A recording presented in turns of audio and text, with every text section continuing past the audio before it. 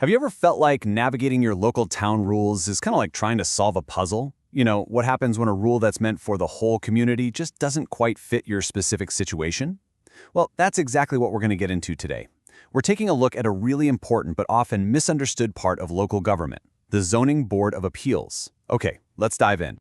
So here's our game plan. First, we'll talk about why we even need a board to review the rules in the first place. Then, we'll introduce you to Hurley's ZBA and get into its key powers. After that, we'll walk through what the appeal process actually looks like, and finally, we'll tie it all together and talk about why this whole thing really matters to you. All right, so let's start with the basic problem here. Every town has to have a rule book to guide how things are built and developed. But here's the thing. No rule book, no matter how well written, can possibly predict every single situation that might come up. I mean, imagine this for a second. You've spent months, maybe even years, planning the perfect deck or a new addition for your house. Everything is lined up except for one tiny detail. Your plan is just 6 inches over the property line setback that the town code requires. 6 inches! So does that mean the whole dream is just done? Is that the end of the road? This is that classic moment where a rigid rule smacks right into real life. Now, these rules aren't just there to be difficult, right? They serve a really important purpose. As Hurley's own town code lays out, zoning laws are all about making sure development happens in an orderly way. They're there to prevent things like traffic congestion or overcrowding and just generally make sure the town is a safe and healthy place for everyone. They create the basic framework. But what happens when that framework is just a little too tight? Well, that brings us to the solution. When the rules need a little bit of flexibility, the town has a kind of built-in safety valve. So let's meet the ZBA. The Zoning Board of Appeals, or ZBA for short, is basically the town's common sense mechanism. It's not there to rewrite the laws, but to make sure they're applied with fairness and flexibility in very specific cases. You can think of it as a group of people whose job it is to uphold the spirit of the law, especially when following the letter of the law creates an unfair or unintended problem. So who are these people anyway?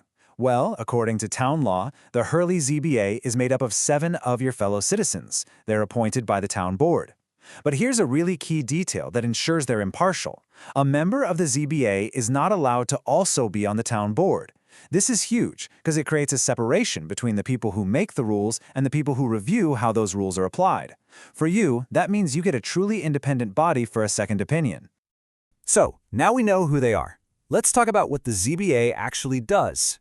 Their power really breaks down into 2 main jobs: hearing appeals and granting variances. And honestly, understanding the difference between these two is the key to the whole thing. An appeal is basically when you say, hey, I think the code enforcement officer made a mistake here. They didn't interpret the law correctly. A variance, on the other hand, is when you're saying, look, I get the rule, I agree with it, but because of my property's unique situation, following that rule to the letter causes a real problem, and I'm asking for a specific exception. See the difference? Let's look a little closer at an appeal. The town code is super clear about this. The ZBA is there to hear appeals when somebody claims there's been an error. This is your go-to option if you truly believe a town official just misread or misapplied the code in your case. You're not fighting the law itself, you're challenging the decision that was made based on that law. And then there's the variance.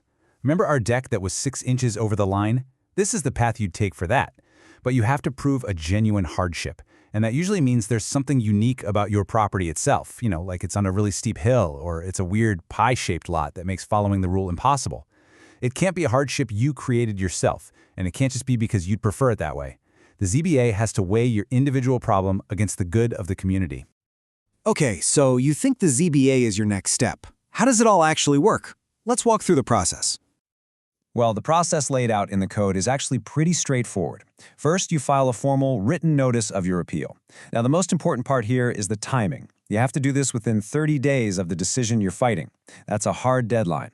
After you pay a filing fee, the code enforcement officer gathers up all the paperwork related to your case and sends the whole package over to the ZBA so they can start their review. So what happens if the ZBA doesn't see things your way? Is that it? Game over? Well, not necessarily. The town code makes it really clear that a ZBA decision isn't always the final word. Residents can take it a step further and appeal to a higher authority, in this case, the state Supreme Court, using a special legal process designed specifically to review government decisions. So we've covered what the ZBA is and what it does, but let's bring it all home and talk about the real-world impact this has on you as a homeowner and a resident. This quote, pulled right from the town's chapter on flood damage prevention, says it all. It's a system of checks and balances. It ensures that the pretty significant power that a local official has is subject to review by a board of your peers. It's all about accountability and making sure you have a way to get a second look. And you know, its reach is probably broader than you think. The ZBA gets its hands on a whole range of issues. They deal with appeals about flood zone rules, which is obviously critical for safety, but they also get involved with things like the lighting and signs for a big public festival, or even the camping rules for a major event. And of course, they are the place to go for any zoning decision you think was just plain wrong. When you boil it all down, this is the ZBA's core mission. It exists right in that tricky but essential space between the black and white text of the law and the messy gray areas of real life. Its job is to perform this delicate balancing act, to protect the town's rules while making sure those rules are applied fairly to every single person. And that really leaves us with a final thought. The work of the ZBA gets at a central question for any local government, right? How do we create rules that give us order and predictability for everyone, while still having the compassion and flexibility to deal with the unique needs of individuals? It's a tough challenge every town faces, and here in Hurley, the ZBA is a huge part of the answer.